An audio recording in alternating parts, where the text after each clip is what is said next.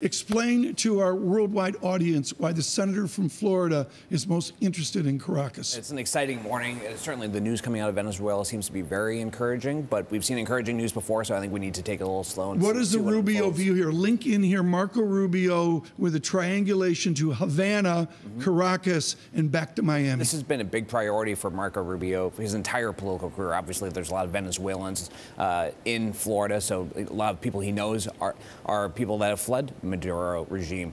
When President Trump was elected president, in his first meeting with the president, Marco Rubio brought in Lopez's wife, Lopez, who had been under house arrest. Who we see right now is Viviana mentioned next to Mr. Guaido. Precisely, apparently freed from house arrest, standing with members of the military. The military has been the last thing that's held Maduro's regime in place.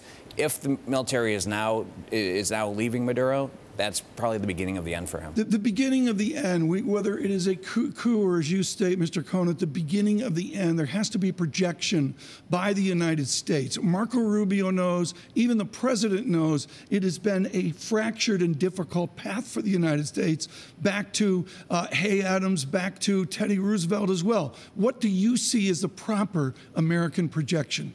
Well, clearly, we've been putting a lot of pressure on the Maduro regime because the Maduro regime is starving its own people, and it's destabilizing for the entire region. Our interest is stability and democracy. That is what Marco Rubio has been trying to do through his vantage point as the senator from Florida.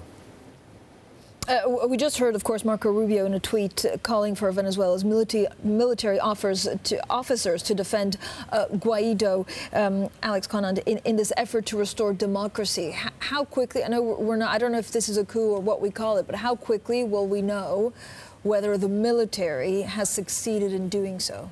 Well, that's a great question, and frankly, I'm probably not the best person to know. I'm not an expert on the military in Venezuela, but I do think that when these things start to happen, they tend to happen very quickly. If you look at similar cases around the world, and clearly, this is after months, if not years, of escalating pressure from the United States, thanks to President Trump and Marco Rubio's leadership. And you see the entire region in South America, with the exception of Cuba, now rallying around the opposition in Venezuela. So hopefully, it goes very quickly from this point.